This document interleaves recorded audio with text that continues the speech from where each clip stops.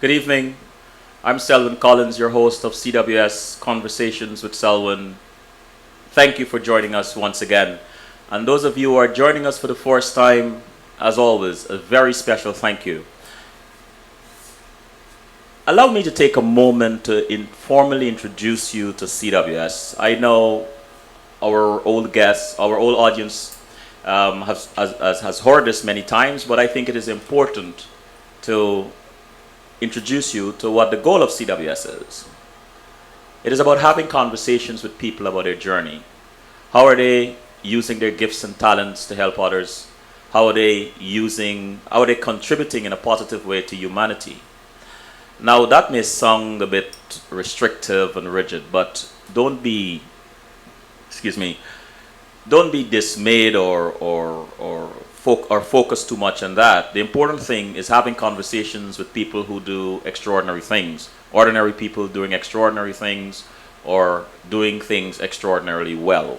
So we are always looking for someone who have a story to tell. I mean, we all have a story to tell, I do believe, but someone who is in some way successful or believe they are successful or who has traveled a particular journey that can shed some light on how important it is to persevere, to be determined. Something that can not only enlighten and inform us, but inspire and encourage us, and especially our youth.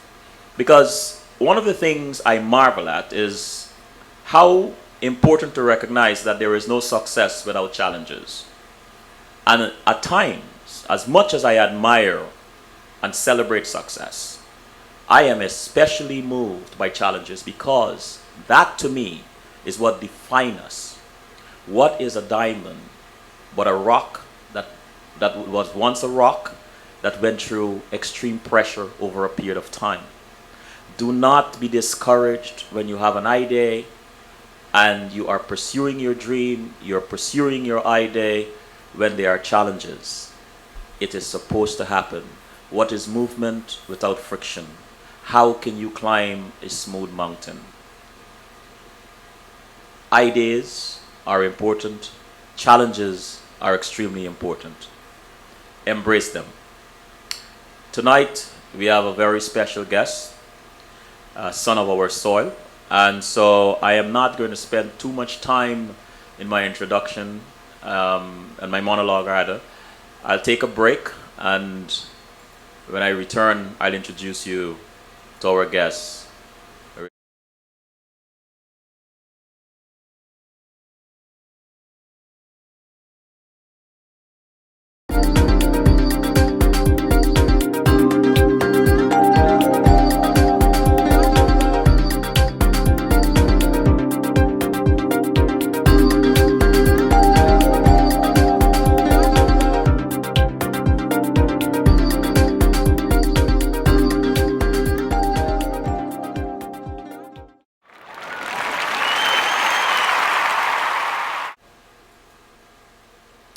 I am back. For those of you joining us for the first time, I'm your host, Selwyn Collins of CWS Conversations with Selwyn. The gentleman next to me is Rear Admiral retired Gary Best, former Chief of Staff of Guyana. Gary, good night. And Good night. thank you for coming. And thank you for having me in CWS, Selwyn. You're quite welcome. I want to go straight into your bio, or at least a synopsis of it, and then we get started. Rear Admiral Gary Anthony Rodwell Best, MSS, assumed command of the Guyana Defense Force on September 20, 2007. The Rear Admiral was adjudged the best graduating student of the Standard Military Officers Course number 9 at the Colonel Ulrich Pilgrim Officer Cadet School in 1981. He underwent and successfully completed his initial maritime training from 1981 to 1985 in the Brazilian Merchant Marine, and consequently is fluent in Portuguese. As Commander Coast Guard during the period June 1994 to September 1999, he was responsible for the establishment of Coast Guard law enforcement districts throughout Guyana, as well as the development of an electronic database maritime information system. Rear Admiral Best served as a strategic and long-range planner and principal staff officer in the force in the areas of intelligence, operations, and training. He also served as the Colonel Administration and Quartering and as the Force's Special Duties Legal Officer. An avid pursuer of academic excellence, he holds a bachelor degree in law from the University of Guyana and a legal education certificate from the U Wooding Law School in Trinidad and Tobago. In 2005, he was admitted to practice at the Guyana Bar. Additionally, in 2011, he earned a Master of Science degree in International Relations from the University of the West Indies and is currently reading for a PhD in International Relations at the same university. His area of research focuses on climate change financing. During his distinguished career, the Rear Admiral received many decorations and awards, including the Military Service Star, the highest national award for distinguished military service, the Admiral Tamandir Merit Medal from Brazil, and the Medal of Carabobo from Venezuela. I hope I'm pronouncing these words correctly. Forgive me if I'm not. Rear Admiral Gary Anthony Rodwell Best is the president of the Guyana National Rifle Association and the chairman of the Joint Services Coordinating Council. He is married to Candace and is the father of Natasha Best. Sir, that is quite an accomplishment there. Thank you. Wow. What is your favorite memory of your mother while you were growing up in Guyana? Well, I'll have to put it quite succinctly because my mother was very influential in my life altogether because I grew up as in a single parent household. Mm-hmm. But if I were to find a quote from her, she always taught me one thing: ensure that whatever you have can be divided into two parts and you can share it with someone else. And I always remembered, I'm reminded about my mother for that particular thing. Always remember that whatever you have can be divided into two parts and you can share it with someone.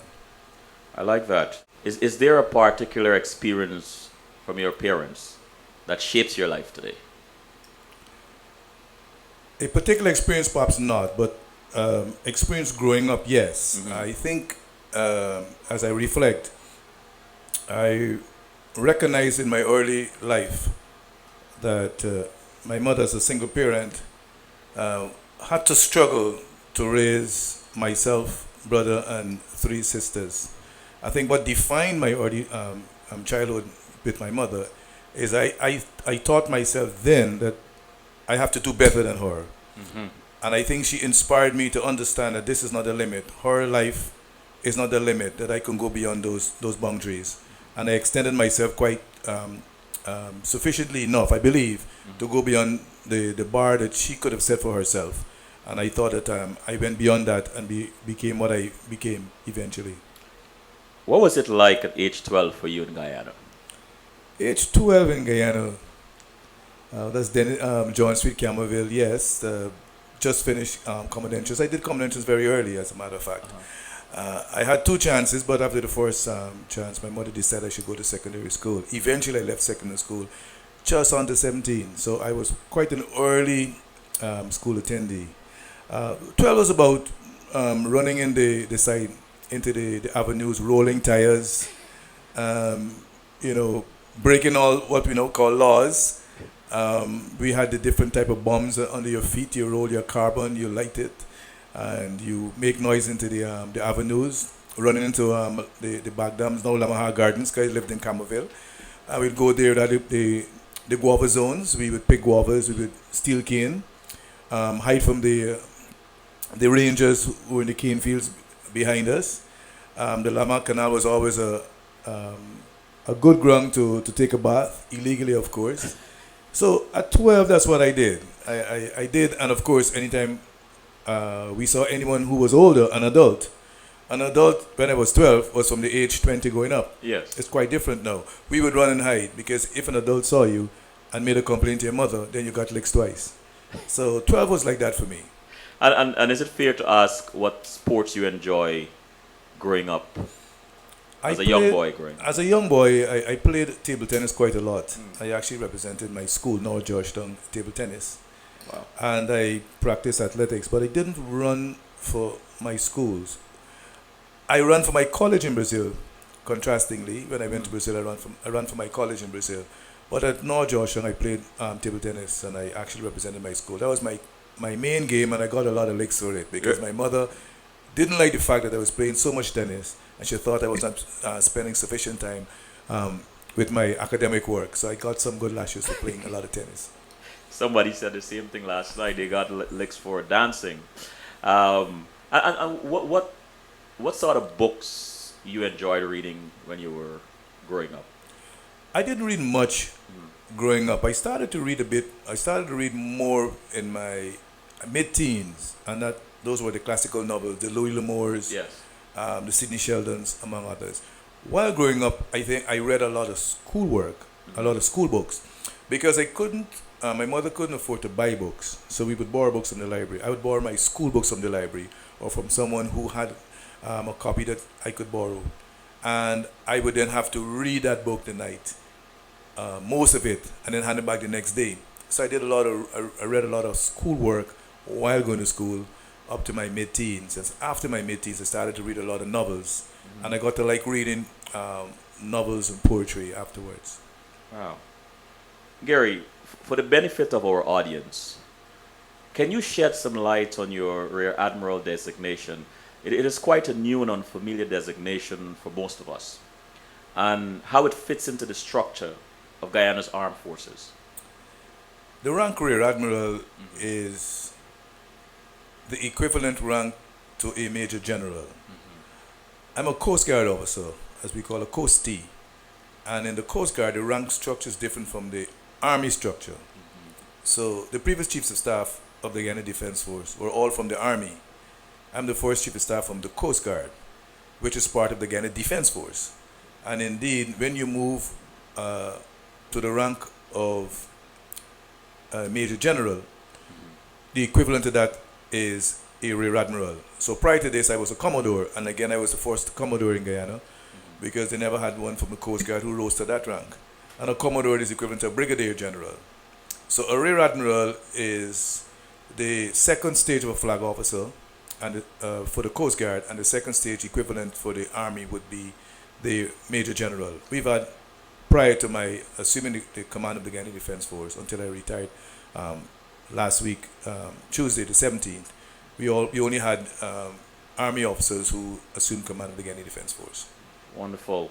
What can you tell us about your first introduction to the military, and at what age? Well, that could be a long story, it could be a short story. Let me make it a bit short.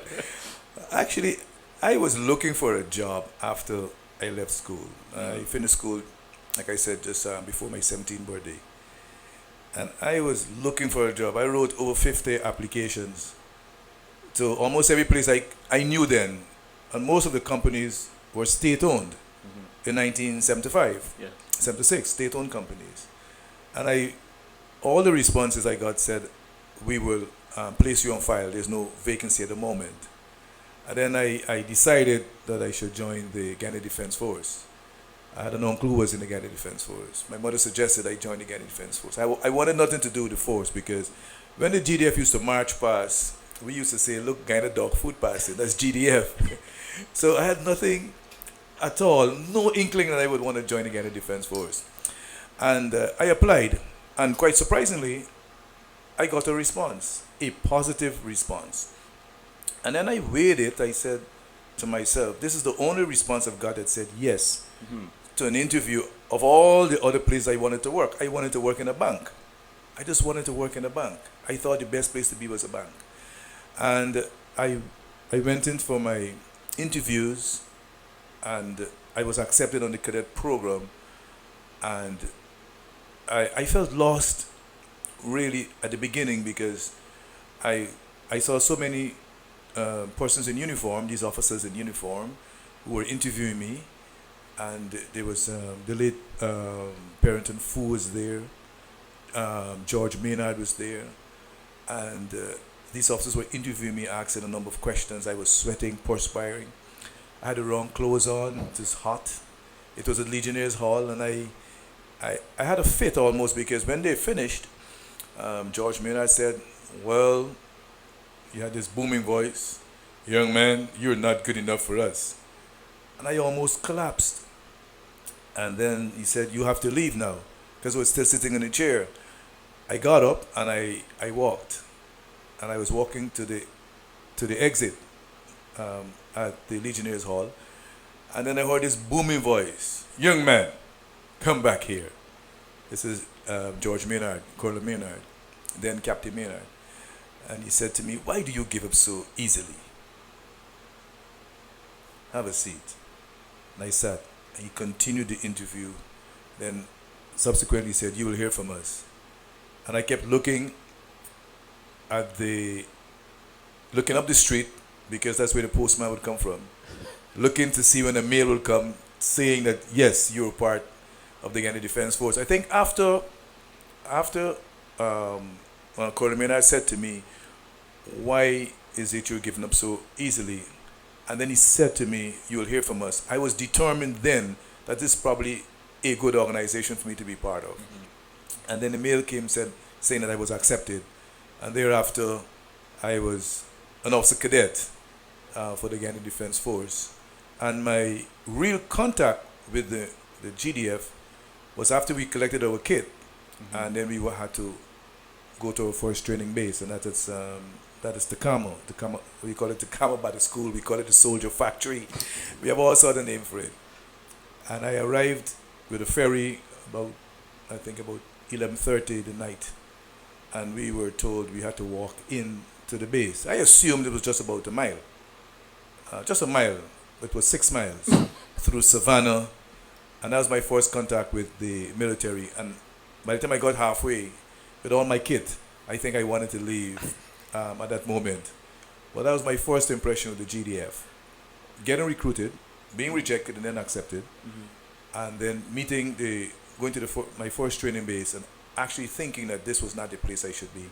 I should actually turn around and join the ferry. We were told the ferry will remain for those who are weak and those who like to return. I almost thought that I thought about it, returning for the ferry, having to walk 6 miles through Savannah with all my kit, suitcases and the military kit and everything that my mother packed in that suitcase for me, which were, things were totally irrelevant, but she packed it nonetheless.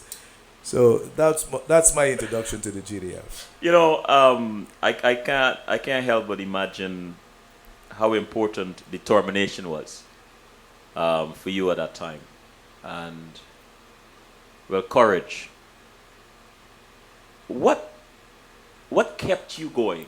I mean, after realizing, look, this is not for me. I'm considering going back, turning back, and catching this ferry. What kept you going?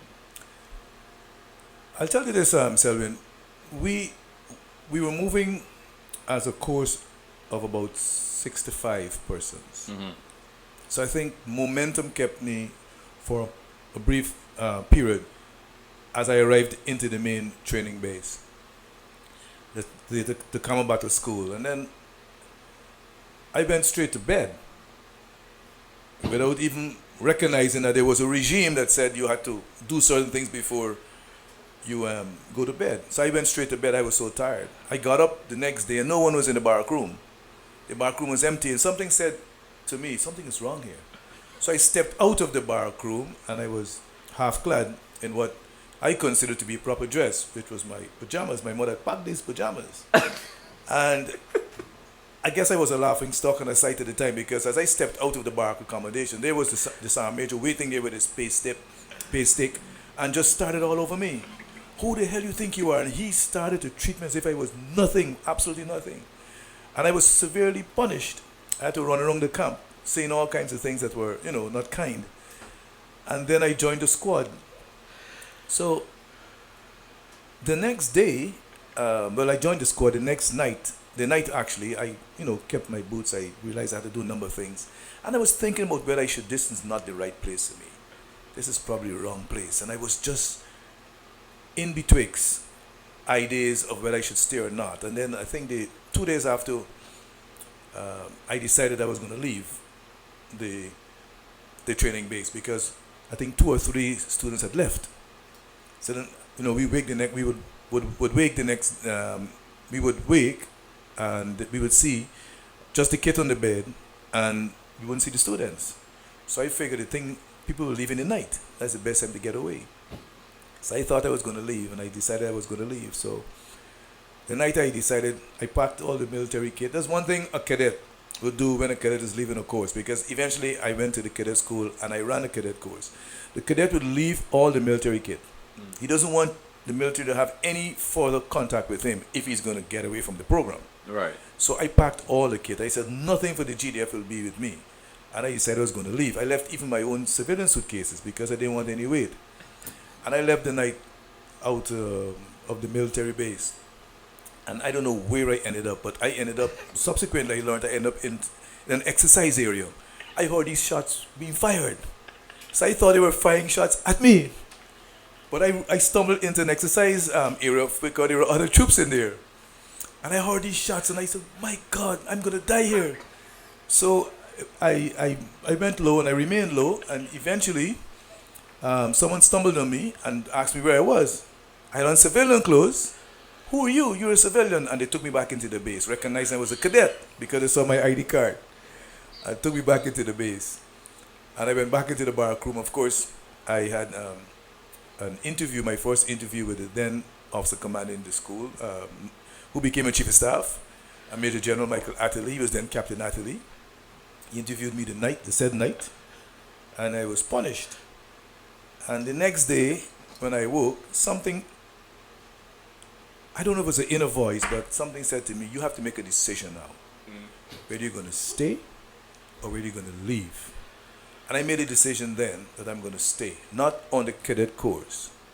I was going to stay in the Ghana Defense Force. And I tell people, I made a decision to stay in the Ghana Defense Force. On that morning when I decided I was not going to try to escape any longer. Not ready to stay and finish the course. And I got strength and determination from somewhere at that time, from somewhere, that I must persevere and be the best I can be in this program. I decided I was going to stay in the Ghana Defense Force that particular day. And I will tell people that. Wow. You are fluent in Portuguese as a result of your 4 years in the Brazilian Merchant Marine. What was that experience like for a young officer just graduated? Well, it was an experience today. I remember it. I wanted to go to the Coast Guard. At that time, it was called Maritime Corps. And I was then selected to be interviewed to go to Brazil to be trained as a marine navigator. And I couldn't ask for anything more because it was exactly what I wanted to do. So really, God was always, looking over me, always playing a part in my life. I decided to play a part in his life much later, but that's another story. But yeah. I embraced him fully later. But he had to be looking out for me because I got an opportunity to go to Brazil. And arriving in a metropolis, I went to Rio de Janeiro, the capital, the cultural capital of Brazil, the cultural capital of South America. It's the first time I saw buildings so tall, the first time I saw so many weapons, policemen with so many weapons. In 1981, we didn't have many policemen in Guyana moving around with guns. I got to Brazil, policemen were carrying a pistol on either side, like if you look at these Western movies. They were kind of heavy weapons, heavy artillery. So my first impression when I got to Brazil was, wow, this is really, really strange, because here am I, a black person in Brazil. In my school, I recognized that I was just about maybe 1.5% of the school population. Most of these guys are Brazilian whites, and the lecturers, everyone. And I had just come from a country where nationalism was the key. Whereas a Guyanese, you felt you were the best in the Caribbean, you were the best in the world. The leader at the time was LFS Bornum. I had a lot of national pride inside of me. And I wanted to exhibit that in my school when I got over there.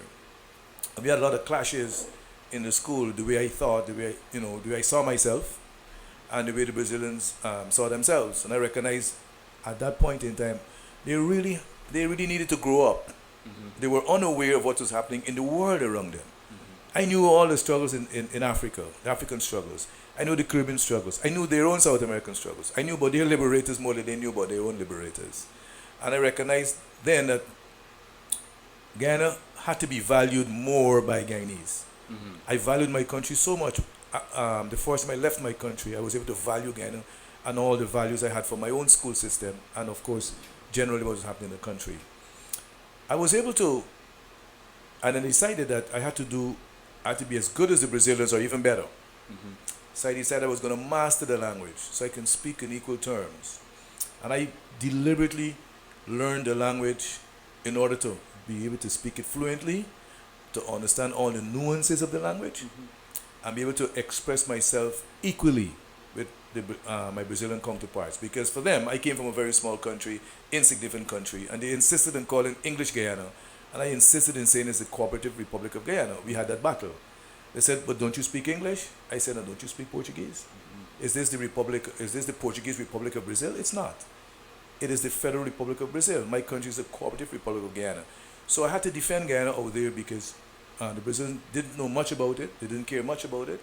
I cared a lot about my own country, and I learned to value my country by being out of my country. So that was my impression as I arrived in Brazil, and what caused me to learn the language because if I didn't master the language, I couldn't match them intellectually. I couldn't match them at all. I had to learn the language to match them, to understand when when there was a pun that had a racial undertone, or when it had a racial overtone. And indeed, if you study in Brazil and you spend time in Brazil, you recognize it's a highly discriminatory society. Yes. It's highly racial, and it is so taught in Brazil that the black Brazilians, believe that there's no racism in Brazil because the Constitution says there isn't any. They will show you the Constitution, said, "Look, there is no racism in this country. It says so in the Constitution," and they will believe those lines. I think a lot has changed in the decades since I left there. I know there's a lot of different struggles going on in Brazil.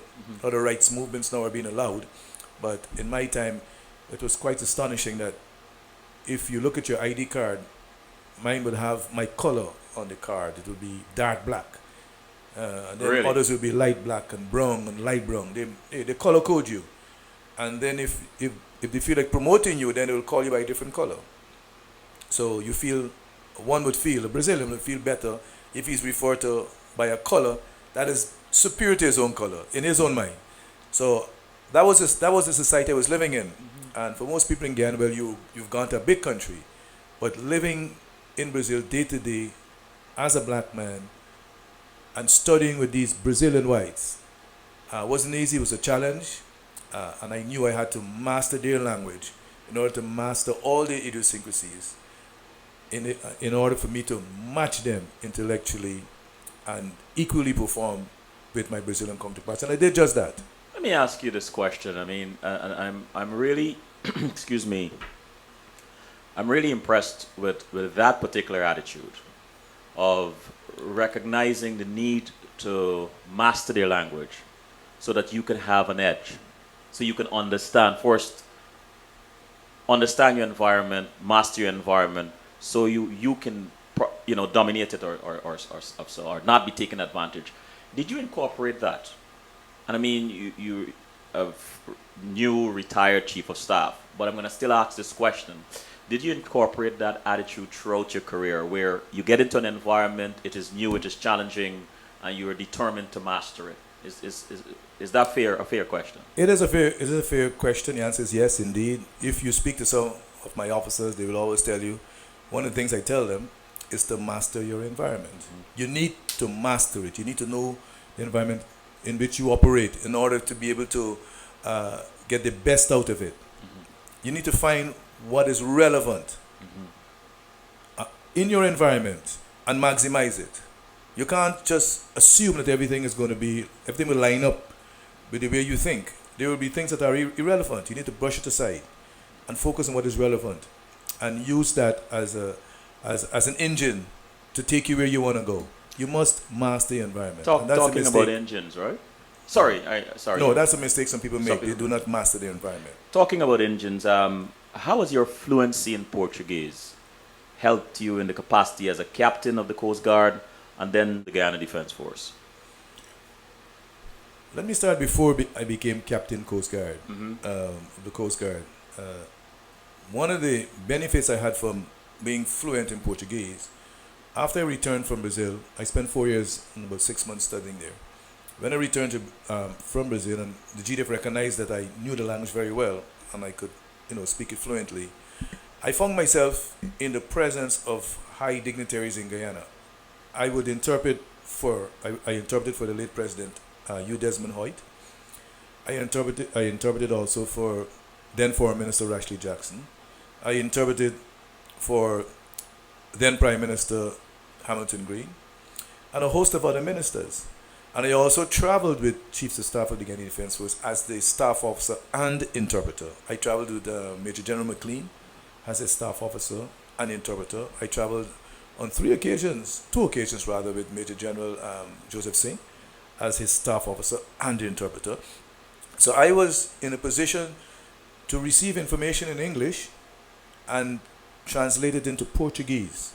So as policy was being discussed at the level of the government through the Minister of Foreign Affairs or the Prime Minister, or in this case, or with the late Desmond Hoyt, I was able to hear those policy considerations, translate them into Portuguese, and then reply in English back to the late president. So it was beneficial.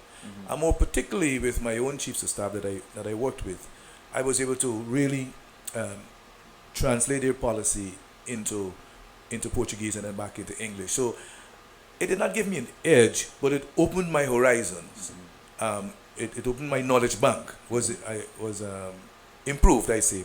It allowed me to improve my knowledge bank by being fluent in Portuguese. And I think that, in a sense, helped me to be able to be competitive within the Ghanaian Defense Force, especially coming from the Coast Guard.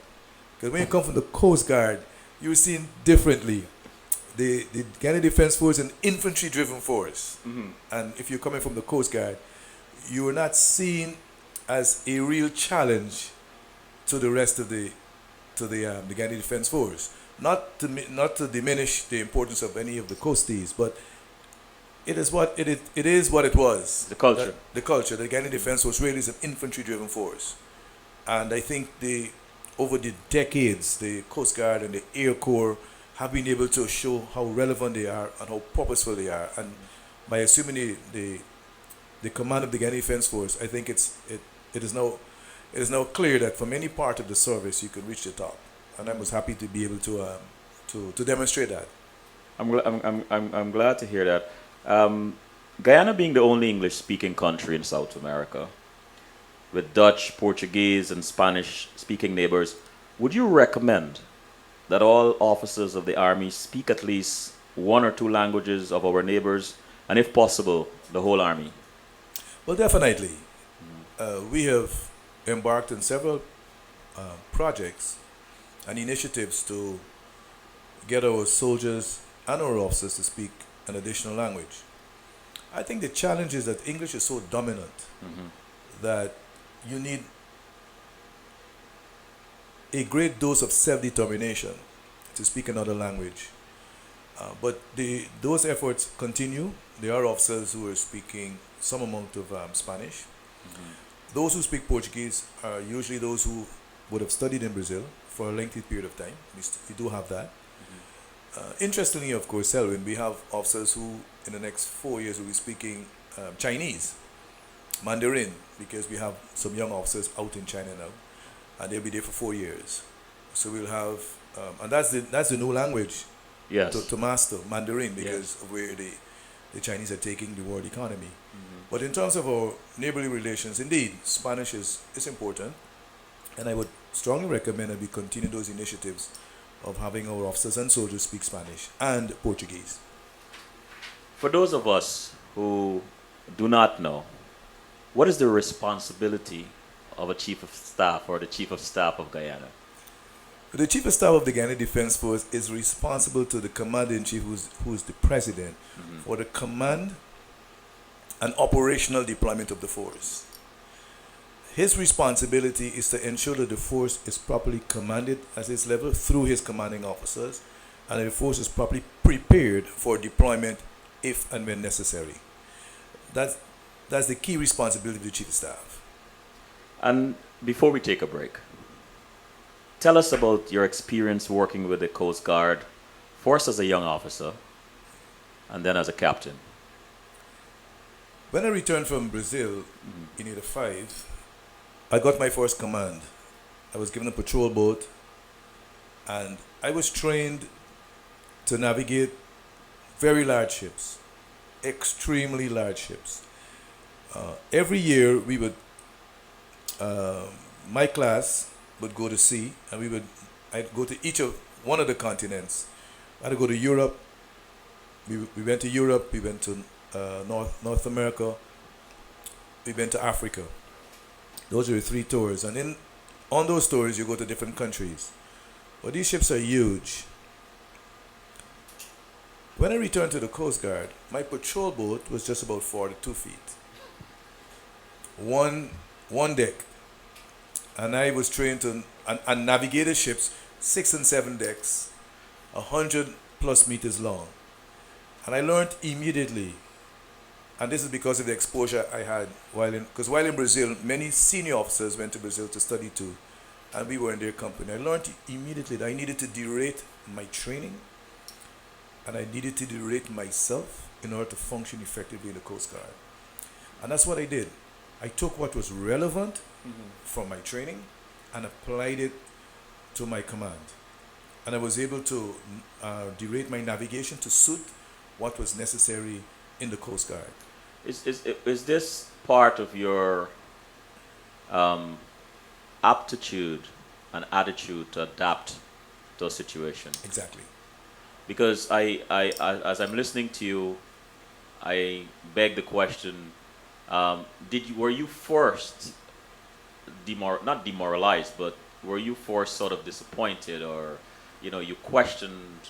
Look, I'm here with all this experience, all this exposure, and now here I'm back in my country. Here's this little boat. Did it ever occur to you, or you spoke of nationalism just now? You were too nationalistic, too understanding of your country's limitations and where it should be going and so on, and so you decide, look, this is what it is. This is the reality. Let me adapt. Let me adjust. Exactly, Selwyn. I don't think my DNA would have allowed me to think differently. It was when Guyana decided to send me to Brazil to study. It wanted me to return and serve. It's about service. It's the motto of the Guyana Defense Force. It never occurred to me that I was overtrained for the Coast Guard or for the Guyana Defense Force. It never occurred to me. What occurred to me, I needed to find what was relevant in my training and make myself successful, and make my unit successful, and make the Guyana Defense Force successful. And this was a trap for many young men who went on scholarships like myself. Returned, I'm trained in this, and now this country is not suited for me any longer. It boggled my mind how some officers decided, I'm going to leave the GDF because you really can't afford me any longer. I mean, how, the audacity of saying that when you were afforded through taxpayers' dollars in the first instance to get out there and study. I wanted to serve my country so much. It didn't matter to me how much of my training I needed to put aside, and even that how little of the training that was relevant to the GDF. It didn't matter to me because I knew that I would make a contribution to the development of the Coast Guard and by extension the development of the Guyana Defense Force. I was prepared to do that. I had some colleagues who studied subsequently in Brazil, did the same program, had difficulty, and left the Coast Guard immediately after the 5-year contractual service. Let's take a break on that note.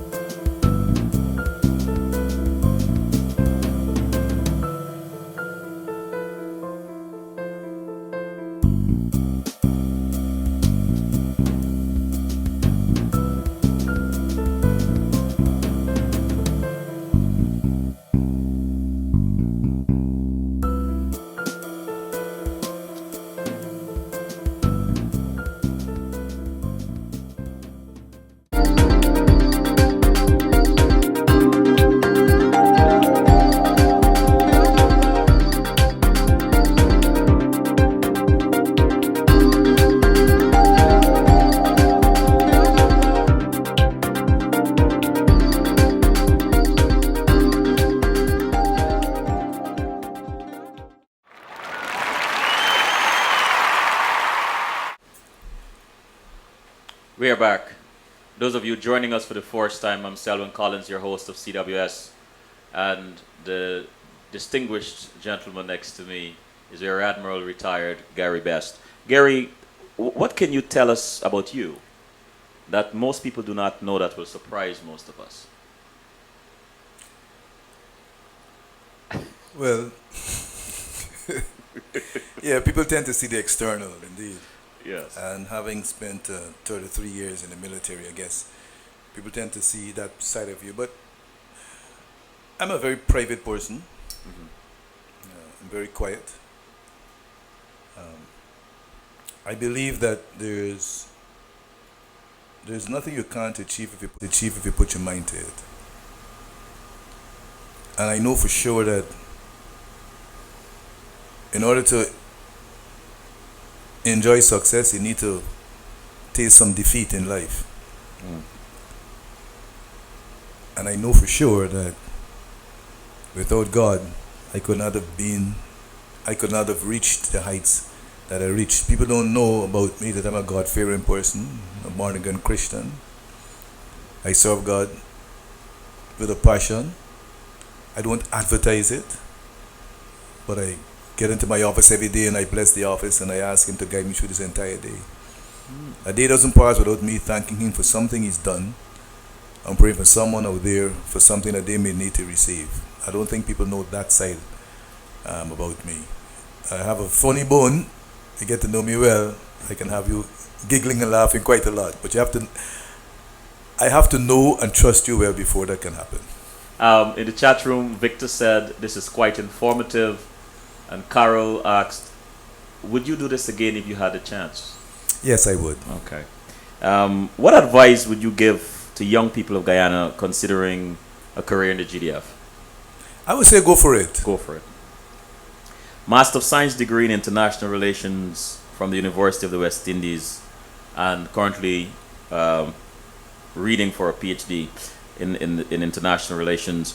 How did your knowledge and understanding of international relations help you in your capacity as Chief of Staff? It broadened my horizon and my vision for the Ghanaian Defense Force, and it answered some questions that I had also. It allowed me to formulate policy much better. It allowed me to interact more better with the diplomats that I would deal with from time to time within the Ghanaian Defense Force and within the country. And it also gave me a perspective that was greater than the one I had when I dealt with ministerial matters within the government that I function under as Chief of Staff. Walk us through your best recollection of the first moment you were told that you have been promoted to Chief of Staff of the GDF. But the first thing I said, wow, this is not going to be easy. That's what I said. This is not going to be easy. I wasn't expecting it, but I was happy that when I got the call and told that I will be the next Chief of Staff, I knew then that I had the ability to get the job done. Because from the time I was Commander Coast Guard, any senior officer in the Ghanaian Defense Force reaching the level of a commander of a unit, if he doesn't set his eyes on the officer of Chief of Staff, then I'm not sure why is he really remaining in the Ghanaian Defense Force. So we all had our eyes on that office. But I did say to myself, wow, this is not going to be easy. What made you think that? What in your exposure or experience? Well, what in your exposure to the office, and I'm assuming that you had some, or experience that made you think that it was not going to be easy? A couple of things. One, I was coming from the Coast Guard, and it meant that I knew I have to move from a green think to a blue think, and I know that's not easy in the military, in the Ghanaian Defense Force. Secondly, I knew the officer corps, I knew the soldiers, and I knew what was required then in a changing Ghanaian Defense Force, changing political environment, that I knew that I would have to introduce policies that would be consistent with the changing government positions that were not easily accepted by the military. We were going through a transformation process in the military. And the previous chief of staff, Brigadier Collins, had to deal with those issues because of government policy shift. And I knew then that I would have to deal with them and deal with them in such a manner that the military remained unified and the government of the day felt satisfied that we understood the policy shift and we were prepared to follow it. So I knew that would be a very, very difficult task. Let me ask you this. It might be unfair. I'm finding a lot of unfair propositions here tonight. So bear with me. As ex-chief of staff, as a chief of staff, or as about to assume the command, knowing the past chiefs of staff, some of whom you've worked with as a liaison officer, translation and so on, what is it can you tell us, within reason, that as civilians, that this office holds, that we don't know about, but we assume, well, obviously we will assume because we don't know. But what can you tell us that is not going to violate any secrecy or anything that we don't know, that bears upon the shoulders of a chief of staff? Selwyn, it's an awesome responsibility when you assume the office of chief of staff to recognize that the country's defense and security is your responsibility. That allows you immediately to start thinking about your previous chiefs of staff. It allows you to recognize you need to have an open line to them because you're going to need help. You may need to consult at some point in time. You may need to ask them, how is it you did that then? Or how maybe should I proceed now? One should never close the doors if one is a chief of staff to the previous chiefs. The assumption of office to chief of staff, when I assumed office, one can call it, as I have called it on several occasions, it was really a succession tsunami in the Ghanaian Defense Force. We never witnessed that in such a manner. Really, it was very topical, it was very popular. But I held true to the belief that I needed to leave an open line to the previous chief of staff, recognizing this awesome responsibility. And something people may not know is that Brigadier Collins really was my biggest fan as chief of staff. And we communicated so often on so many issues, it would surprise people. But out there, he was my biggest fan. And my wife would say, might say, okay, that was a break. I said, break call you again? She calls you so often. And she would be amazed by how often he would call me. So I think one of the things we do not know about the office of the chief of staff is that there is an open line between the previous chief and the current chief. And that remains. And secondly, that the current chief of staff is responsible for the household security of the previous chief of staff. And that is something that people don't know. The current chief of staff, as I was then, I was responsible for the household security of the previous chief of staff. And a former chief of staff is entitled to security and administrative staff, and it's the current chief of staff who has to manage that for him. Wow. And that is something people do not know about the office of the chief of staff. Thank you for that. Now tell us about the first time you sat in that office, the highest office in the military, as the chief, with unlimited power, within context, of course, at your command. What was your most prevalent thought? Transformation, that I needed to transform the force. Like that. For years, you have been under the command of various chiefs of staff, each with their own style. What do you believe you brought to the office that was different? I would say pace setting. Pace setting. Give us a little bit more. I believe that every chief will find a niche that is consistent with his level of professionalism, his training, and his own professional bias. For me, it's all about setting a pace. It's looking within the organization and identifying weaknesses and see how we can make it strong. And I always think about taking the organization to the next step, to the next level. But as I say that, I speak carnally here, right? I speak in non-spiritually, because I believe that every time I was placed in an appointment, there was something that I had to do. We were having a conversation offline. You were talking a bit about yourself. These things were not really from Selwyn, they were really from the divine. And I thought that at the time I became chief of staff, it was the time when I needed to be there to get certain things done, and I had the ability to get it done, which was to transform the Ghanaian Defence Force. I had the time, 6 years, and I had the energy, I had the inspiration, the courage, and the support to transform the Ghanaian Defence Force. And I think that's what I wanted to. That's how I would like to interpret it. That I was there. It was timely for me, not by my calling, but by God's calling, to really transform the Ghanaian Defence Force. Let me go to the chat room. Miss Karen asked, "Why did you retire? What is your plan for your professional life after retirement?" I retired because it's mandatory to retire at my age, and secondly, I believe I had spent sufficient time as chief of staff, and it is now time to modernize the force. The force is set on a good platform for a new chief of staff to move on. If you stay too long in an appointment, you become the appointment.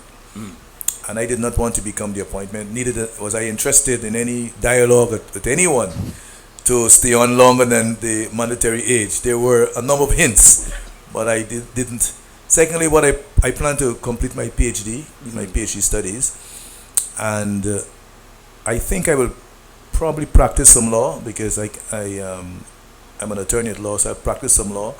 I'd like to do some pro bono legal work at the same time, and also do some pro bono lecturing at the University of Ghana during the 2-year period, because I need 2 years to at least to get my PhD completed. Okay.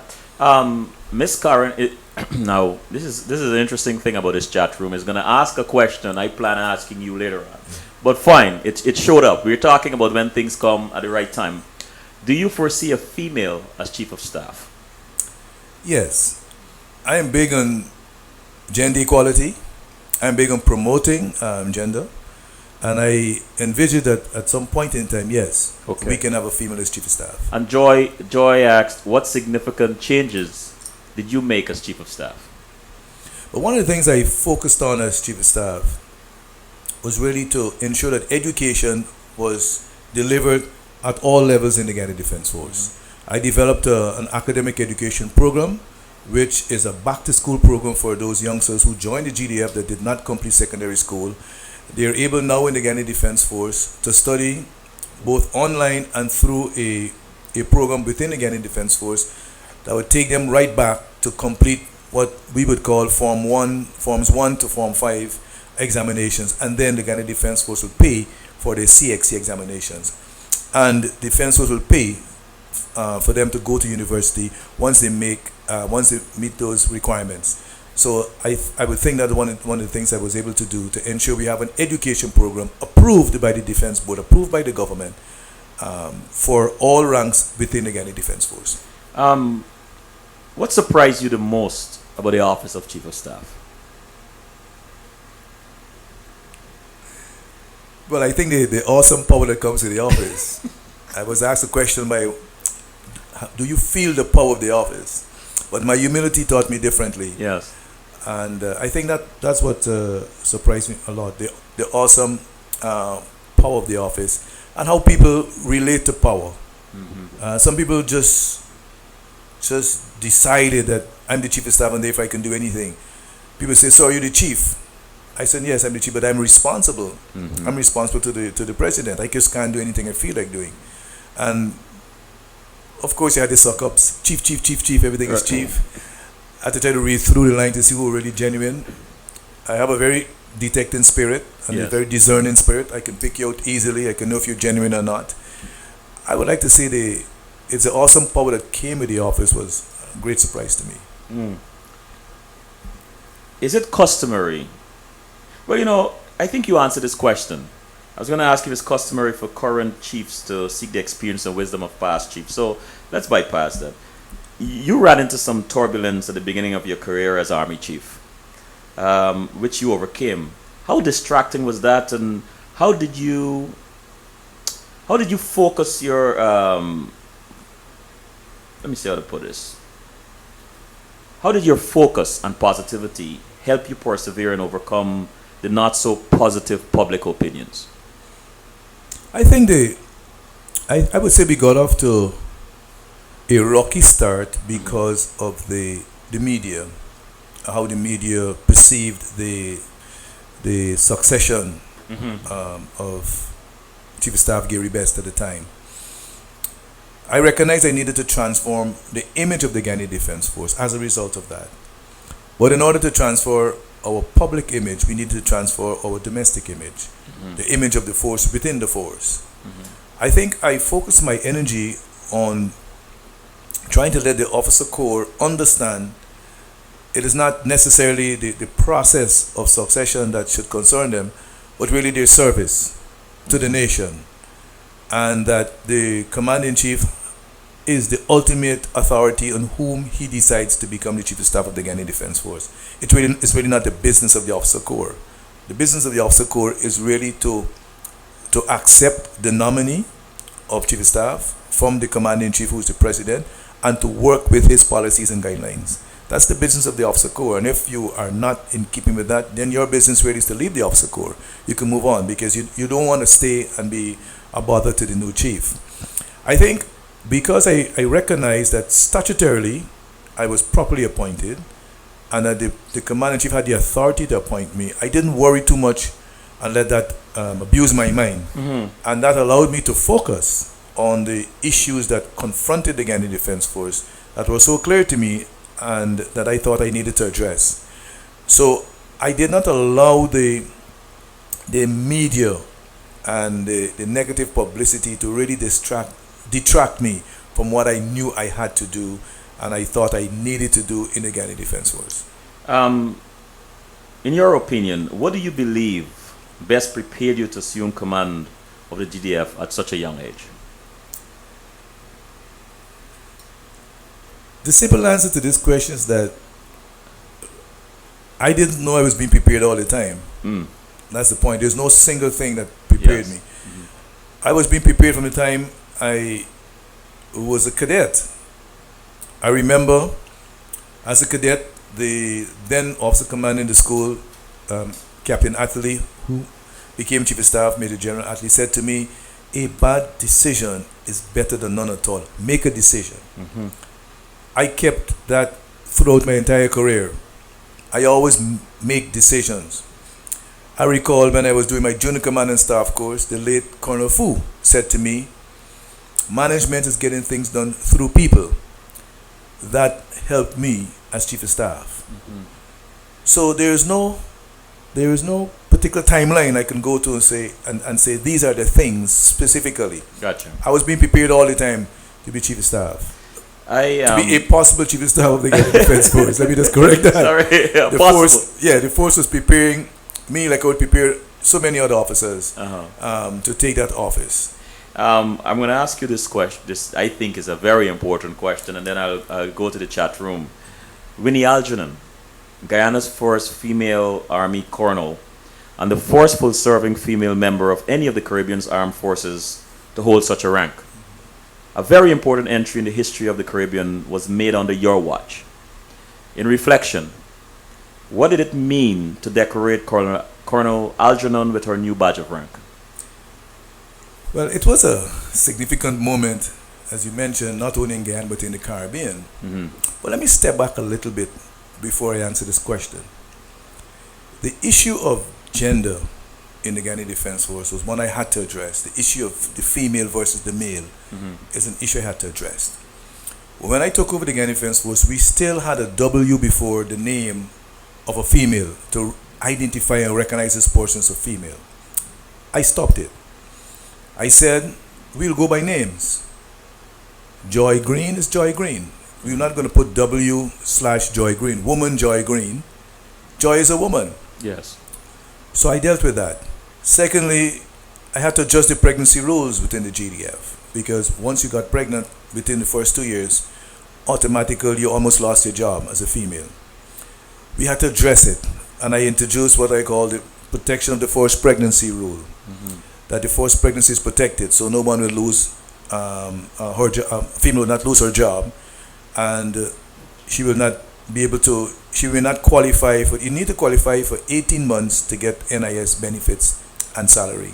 So we keep her on staff and allow her to get the benefits so she can have the first birth. And then there's a period between which she'll have to wait before the second birth because she needs to work. She can't just not work at all. That's a second issue in relation to females I had to address. And then the principal assistant to the chief of staff has always been females. I changed that. I brought a male. Well, of course, that was a bit controversial. I brought a guy in to be the PA, the principal assistant to the chief of staff. And that set the stage. We're trying to change the culture of the GDF that women are equally capable of doing the jobs men are doing. And what led me to approach the president and say to him that this is an officer who should be promoted to the rank of colonel was that at one point in time, Windy Algernon was the most senior lieutenant colonel in the Ghanaian Defense Force. And quite contrastingly, it didn't matter whether a female was the most senior, you just didn't get promotion because it was not in vogue. And I looked at it and I said, wait a minute, this could not be right. She's the most senior lieutenant colonel. There are guys who are junior to her, holding full colonel appointments, being paid an acting allowance, and she's a lieutenant colonel. It was wrong. It was wrong in every stretch of the way. So I decided that no, she's going to be promoted to the rank of full colonel and earn the pay. I made my recommendation, and without any hesitation, it was approved. So she earned it. It wasn't cherry picking. She earned the promotion. Yeah. It's just that we never did it before. It was not cherry picking. She earned that promotion every step of the way by her performance. Thank you for that. Thank you. Let me go to the chat room. Karen G, do you feel that the army is adequately trained and equipped to protect the borders? You know, this chat room keeps asking my questions, but it's okay. It's okay, you know. It's a very broad question. Yeah. Yes, I'll say that the Ghana Defense Force, and it's not an army, it's really a defense force. The Ghana Defense Force is adequately trained to protect our borders. I say that broadly. Broadly. Because I think the question people ask is, well, wow, we know Venezuela is so big and strong, then Venezuela, if it were to attack Guyana or Brazil, we'll lose. Indeed, yes. If they were to attack, we'll lose, but there's a cost to that. They will lose too. Venezuela will lose too. I think the question is, and the mission for the Ghana Defense Force is to identify and define aggression. Once we can identify the aggression on the border, we can define it, meaning we can say what it is that is there. Then the duty of the commander on the ground is to pass that information up. It comes to the chief of staff, and I get it to the president, and the government goes on a diplomatic offensive. It is diplomacy first. And if there's an initial crossing at that particular juncture, then we train to fight. We train to fight, and we prepare to give our lives for our country at that particular spot. Are we going to have a full-out war in Venezuela? The question is no. Is Venezuela going to do that again? I doubt it sincerely. To occupy a country is not easy. We see many wars. The Americans still not being able to occupy Iraq. They tried it, they couldn't, they're still fighting there. They've pulled out. You can't occupy a country that wants to hold on to its own country. So we are adequately trained to defend Guyana. I want to go back to Winnie Algernon's promotion and ask this question. What do you believe such a promotion did and will continue to do for the morale of women in the armed forces throughout the Caribbean? I think it goes back to an earlier question that a female can become the chief of staff of the Ghana Defense Force. I think it says to women that in the Ghana Defense Force you can reach the top.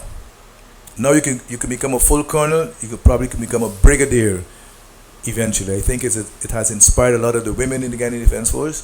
It is recognized within the women's group that we are a gender neutral organization. We do not discriminate based on gender or race or sex.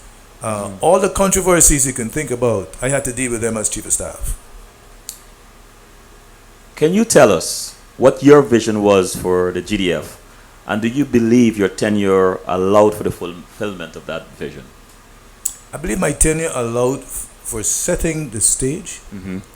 for the fulfillment of that vision. The vision of the Ghanaian Defense Force is an armed force with a navy, infantry, and air force under a defense minister subject to the commander-in-chief, who's the president, with parliamentary oversight. That is a vision statement for the Ghanaian Defense Force, and that's captured in our organization analysis. I think we've set the stage, yes, for the future to see the Defense Force evolve into, you have an army, a navy/coast guard, and an air force.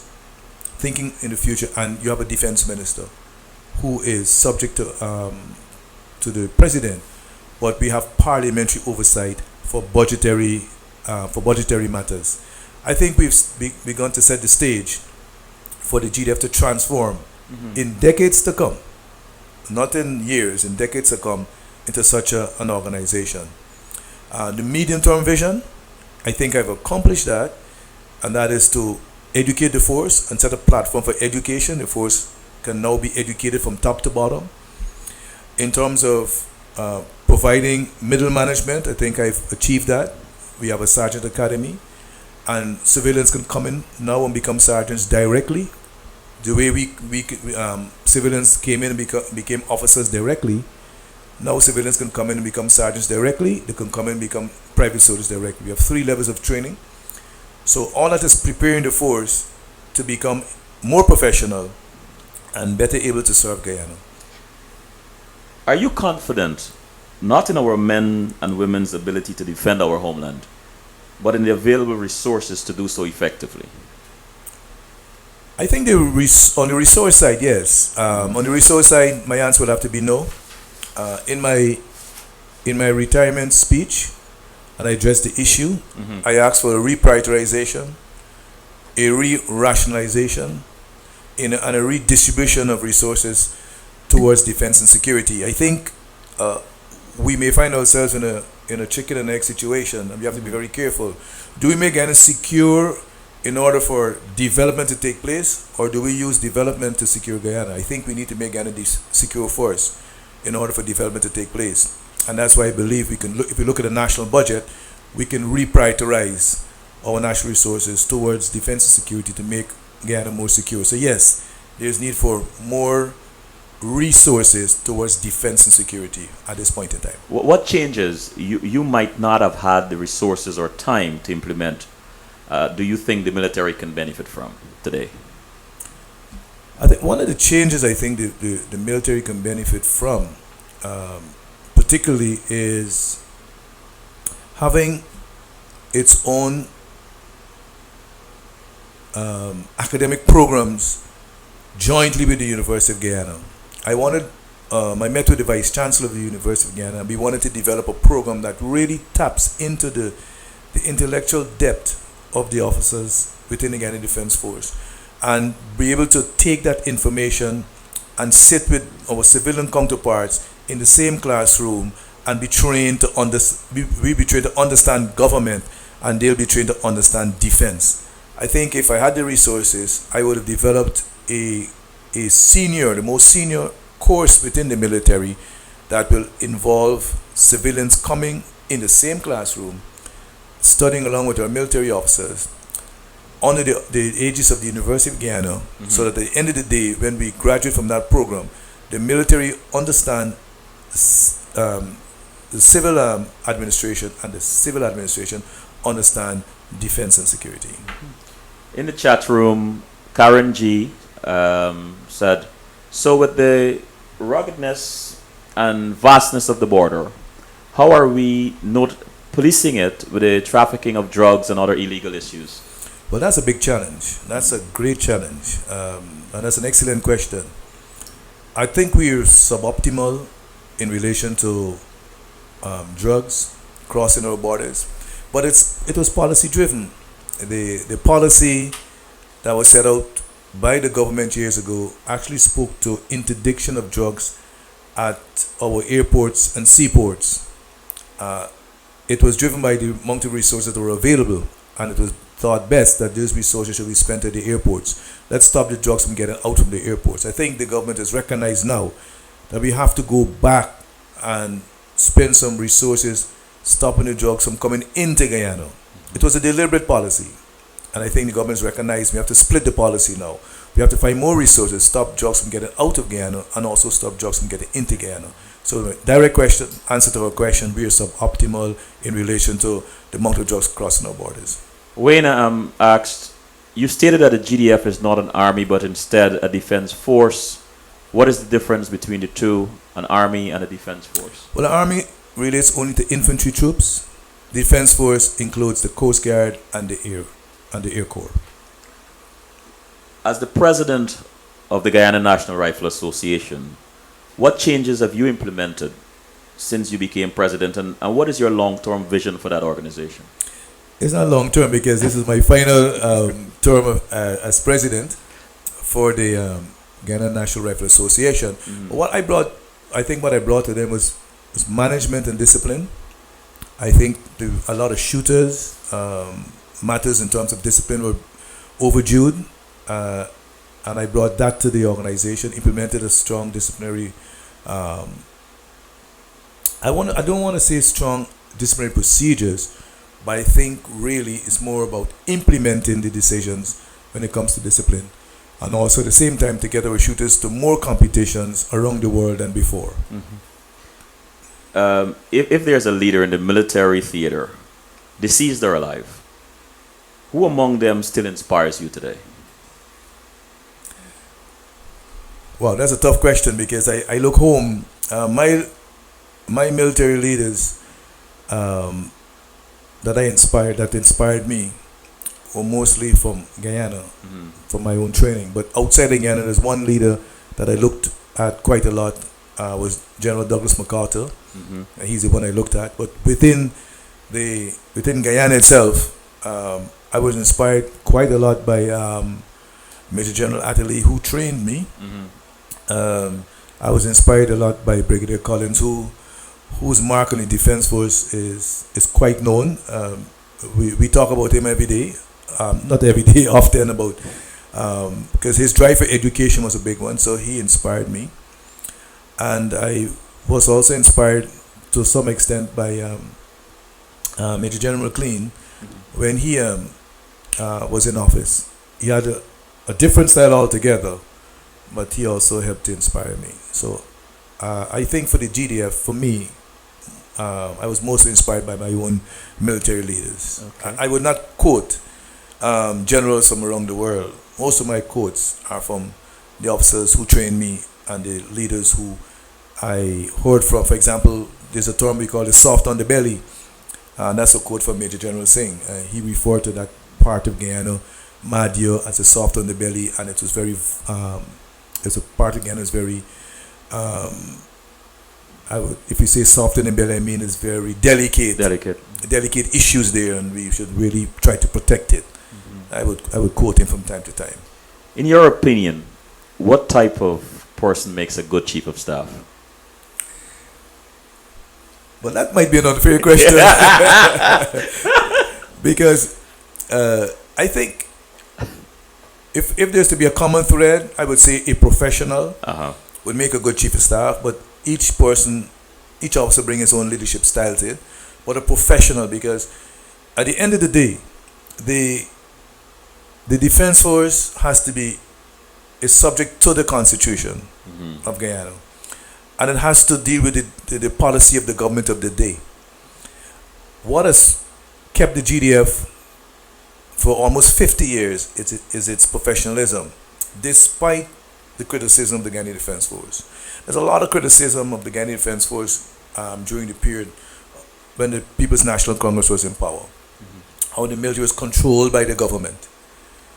I can tell you, for the 20 years of the government, the People's Progressive Party, one can make the same argument that the military is being controlled by the People's Progressive Party. But neither is the case. The military is professional. It follows the policies of the government of the day. What we did under the People's National Congress was policy. What we're doing under the People's Progressive Party is policy. I think that is a part of the GDF. People need to recognize that we are a professional organization. And if we're not in step with government policy, then what? Where will we be? But it doesn't mean that the military will accept illegal orders. It didn't accept illegal orders under the People's National Congress. Neither has it accepted any illegal orders under the People's Progressive Party. It is a professional organization. Many of the interactions and decisions and discussions with the commanders-in-chief by the previous chiefs is not known to the public. Many times things might be asked of us that we will say that is not really within the Constitution, and then it will be listened to, and then you say, okay, fine. Because the politician may not know for sure what is it the military can do, what it cannot do. They may just be issuing orders. But we're a very professional organization, and that's how we've survived for the past almost 50 years. Let me ask you this then. You're a trained lawyer. How did your training as a lawyer help you in your day-to-day running of the military? And how did it prepare you to deal with issues concerning our sovereignty? I think my training as an attorney prepared me excellently. I had the additional benefit, even though as a lawyer, you never advise yourself, because I have a legal department with 2 attorneys. But we were able to discuss matters, and I was able to bring a perspective to it. Mm-hmm. And I was able to get ahead with many decisions without having to consult with my legal department many times, and still find that the decisions were fairly solid. It allowed me to analyze and think when I was dealing with persons outside of the military, dealing with the political directorate. And I'm not saying that the chief of staff should be a military officer, should be a lawyer, but the fact that I was one helped me tremendously. I was able to bring that side, that legal side, that legal acumen towards my work, and I think it helped the Gandhi Defense Force. Where do you draw your inspiration? God. Mm-hmm. Can you tell us about how spirituality has influenced your work? In many ways. I'll tell you, particularly that I said earlier in the program that I knew that I was being prepared, but I didn't know then. Mm-hmm. I had an accident in 2004, I believe. Sorry, 2002, thereabouts. A serious accident. I was driving, heading home after work. I think we finished late, about 1 o'clock in the morning, planning some operations, and I decided to take a rest. I rested, and I was leaving to go home early, like 5 in the morning. And I obviously fell asleep, nodded on the wheel, and the vehicle was written off. This terrible accident. I was pinned, I had my seatbelt on, and the airbag was deployed, so I was, pinned in that position. I was able to exit the vehicle and to call for help. Nothing happened to me. I did an X-ray, I did a check. There's nothing wrong with me. The insurance company kept looking for the driver because the insurance company did not believe I was driving the vehicle. They felt someone else was driving the vehicle, and I was making up this story. Eventually, they replaced the vehicle because the vehicle was written off. It had a comprehensive insurance, and it woke everything up in me. I was totally awakened. I could have been dead. Mm-hmm. And I just heard this voice saying to me, you know what you need to do. You know what you need to do. I didn't move immediately, but I started to go to church. I returned to church, and my colleague Andrew Pompey, he invited me to his church because I was a baptized Catholic at the time. I would go to the Catholic church, but he invited me to his church, First Assembly of God, Durbin Street, and I started going to that church, and I started to slowly try to align my life with God. But it took a little while longer for me to really get there. When I went to law school in Trinidad in 2004, I decided I would go to church every Sunday with the Guyanese community of students that were studying law. And I went up one Sunday and decided that this is it. I'm going to go right up. And that was the longest walk in my life. Prior to that, the longest walk in my life was walking to the interview panel at Legionnaires Hall when I was going to be interviewed as a cadet. And then when I was initially rejected, that was the longest walk. But the longest walk after was when I was going up to give my life to Christ. And if I returned to the church several times afterwards, it's a very short distance. But from where I was sitting, it was the longest walk. Everything I did wrong flashed before my eyes. Every single thing. Every single thing. In just about a few minutes, I saw every sin I could think about it flash before me. And I was basically telling me, no, turn back, turn back, turn back. And I went up in 2004 and gave my life to Christ. And I think after then, my spiritual side became obvious. I was able to connect spiritually. I was able to detect and discern. And I took that with me to my other appointments and then to the Office of Chief of Staff. Because I became Chief of Staff in 2007. And between 2005, when I graduated from law school in 2007, I worked as a Colonel AQ, and then I worked as a Special Duties Legal Officer. And I think, again I say, I think I was just being prepared for this office without even knowing it. And I remember having a discussion with Brigadier Collins, who was the Chief of Staff then. And we went through some promotions, and I said to him, well, I recognized my name was not on the promotion list. And he and I were talking about it. And he said, you know, you shouldn't worry, right? Let me see if I can remember what he said. He said, why are you worrying when you know God will take care of you? That's what he said to me. And it was not the answer I was looking for. The answer I was looking for was, yes, I'll include your name on the promotion list. But he did say that to me. God will take care of you. Why are you worrying? No, I think he said, I hope you're not losing your faith. Right? Because God will take care of you. And he did take care of me. And that came from him. So there are a lot of things people don't know. That's what he said to me as he was the sitting Chief of Staff at the time. Wow. And God indeed was taking care of me, and I didn't know that, and he continues to take care of me. I was able to take that spirituality right into the office of the Chief of Staff. I got saved before I became the Chief of Staff, and I continue to remain within his bosom, even as we speak today. Yeah, he's a strong believer. In the chat room, Carl said, or asked rather, do you see an expansion of the role of the GDF into involvement in civil projects like maintenance of cokers, dams, etc. as a possible positive or beneficial development? Of course. Maybe Carl read some of my speeches. Indeed, yes. The Defense Force has to expand into these areas. We call it civil defense operations. The reserve of the Defense Force at the moment is training with the fire service, for example. We have a unit that can be deployed now with the fire service to assist in out in fires. We're working with the NDCs, the local government infrastructure, to ensure that our reserves and our troops on the coast can also be trained in how to manage cokers, how to open, how to close them. Indeed, yeah, Carl is absolutely correct. The Defense Force has to expand its talents and knowledge into areas of civil defense. What do you hope your successor will borrow from your tenure? I had this question before. I know.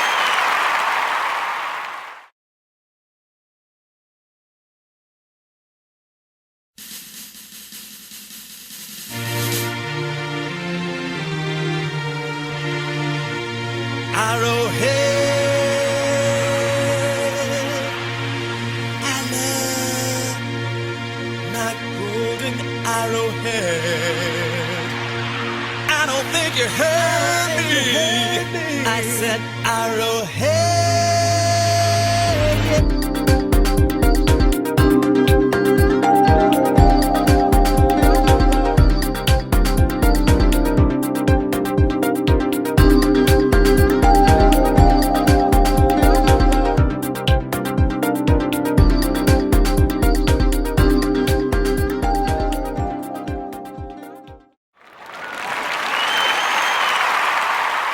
Very well.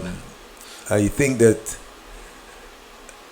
I would say if he can borrow perseverance, he would be borrowing a good thing. I said to him in my speech that the test of a good leader is not when things are going good, but when he's confronted with challenges. That's the test of the leader. If he can take perseverance from me and stick to his guns, I think that would be something good he can take. What is the hardest decision you had to make as chief of staff? I made many hard decisions. I would answer the question this way. The hardest decisions that I made were those that left me feeling quite lonely in the office. Because when you make a hard decision, oftentimes you're alone in that office because people are not, in agreement with the decision.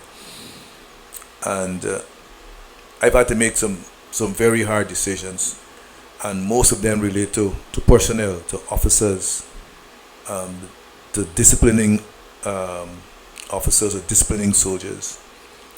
And I always said, and I've said to them, I said, whenever an officer or soldier does a wrong thing, he or she expects to be disciplined. And if you fail to discipline them, then you're disappointing them. I put it over in that way to recognize how important discipline is. And at the end of the day, a popular leader tells his troops, right, what they want to hear, but a good leader tells his troops what they need to hear. So at the end of the day, I say, if you fail to discipline your ranks, they're not going to follow you in times of crisis. No. Yeah. They're not going to follow you. So those were the difficult decisions. To itemize them, they may be numerous, but they were those decisions that left me feeling quite lonely in the office, and at times trying to second guess whether or not it was a good decision. Of all the awards and commendations, of which are you most proud? Well, I think the one I'm most proud of is when my wife tells me I did a good job. And she doesn't get the credit. But I think the MSS, the Military Service Star, is the highest military award. I think I'm very happy that I received it. Military Service Star. The foreign awards, they're there, but they're more decorative for me. Okay. What are 3 points of advice you can give to anyone rising up the ranks to one day assuming command? Be professional. Have to remain professional. Ensure that your moral compass points to compassion. And ensure that you educate those under your command. What can you say about our women in uniform that will inspire young girls in Guyana and elsewhere to pursue a career in the military? I wanted to say the sky is the limit, but I want to put it this way, and this is how Windy Algernon put it, that the glass ceiling is broken, and women can rise to the top in the Guyana Defense Force. I'd like to say to women also, there's a myth that if you're in the military, then you, as a female, you'll be violated, not respected. We have in the Guyana Defense Force, I would say, the toughest rules and regulations to protect women. The instances where we find it happening is with women who fail to even to protect themselves. But we have rules and regulations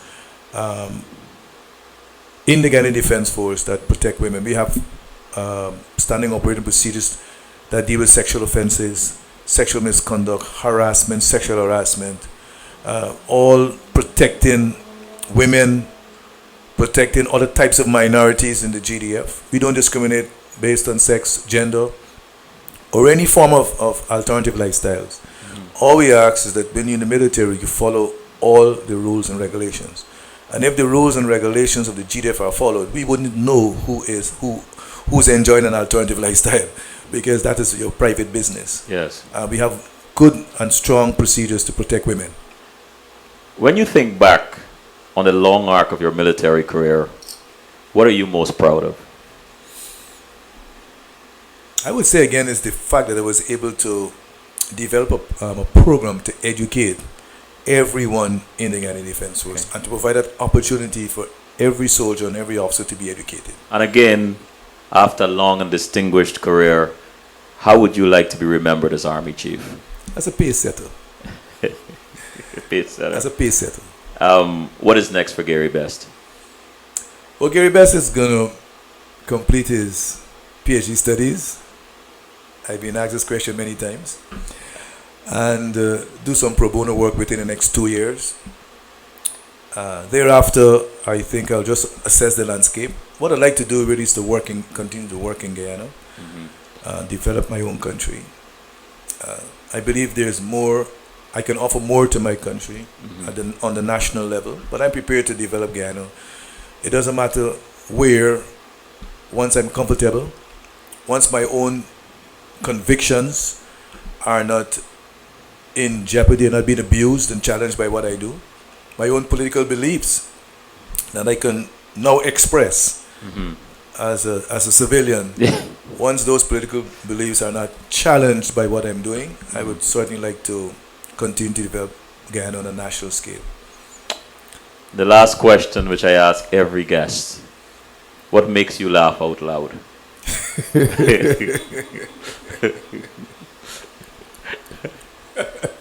I think it's the question. I don't have a funny side to me, indeed. I like a good joke. I like a good joke. To identify something specific might be a little difficult. Yes. But I think people in funny clothing make me laugh quite a lot. My wife and I, when we travel, we move around, we look at people in funny clothing. We do laugh a lot. Yes. That's good. Thank you. Thank you very much for being here, for being so candid. You were eloquent.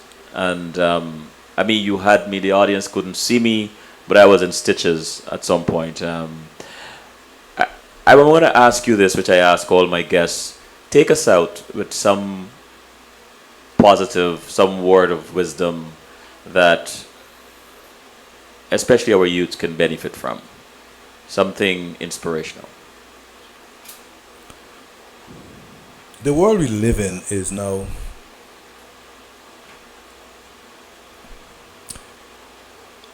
under severe challenge by new lifestyles, by conduct that is perhaps considered unbecoming, by the introduction of new technology.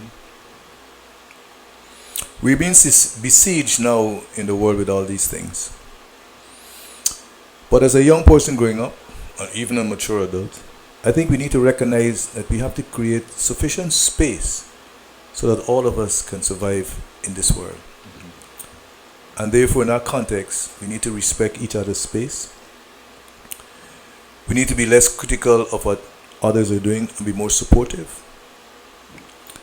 And I think we also need to ensure that what we are doing in particular is in good stead with our neighbor. Thank you, sir. Thank you very much. I learned a lot about the importance of perseverance, determination, adapting and mastering your environment. I especially like the story about during your studies in Brazil as a young, newly graduated cadet, how you found it important to master Portuguese, not only just to communicate, but to understand the various nuances and so on, and how, if you connect the dots, they have helped you and positioned you in environments next to senior leaders within the government, policymakers, and where you were privy to information that an average officer might not have been privy to. So I believe again that if you call that divine positioning. And thank you for also being so candid with your faith. I think it is important. I think it takes, in this environment in which we live, very few people feel comfortable talking about their faith and so on. And so I applaud you for that. I also applaud you for talking about the importance of continuity and having a connection with previous chiefs of staff. When I was a little boy, I don't know if my brother remembers this, but he mentioned to me how important the Chinese value older folks. And I always use that as an analogy at times when I'm talking about respecting our elders. Value older folks because of their wisdom and experience, but also promote and utilize the strength and energy of youth. I'm glad we had this conversation here tonight, and I hope that many of our audience had an opportunity to listen to you and enjoy you and get a better understanding and, to me, a three-dimensional perspective of who you are. You mentioned your other facets, and I think it came out tonight. So once again, thank you. Thank you very much for coming on CWS. Rear Admiral Retired Gary Best. Thank you very much, Selwyn. You're welcome. And to my audience, good night. Suffer the little children to come unto me. Every day, more than 30,000 children around the world die of preventable diseases. More than 300,000 children are being used in war as child soldiers. Lord have mercy. A child should be loved. A child should be held. A child should be clean. A child shouldn't smell. A child shouldn't go to bed hungry at night. A child should be taught wrong from right. A child should learn to say thanks and please. A child shouldn't suffer from preventable disease. A child is a fruit that shouldn't be picked before it's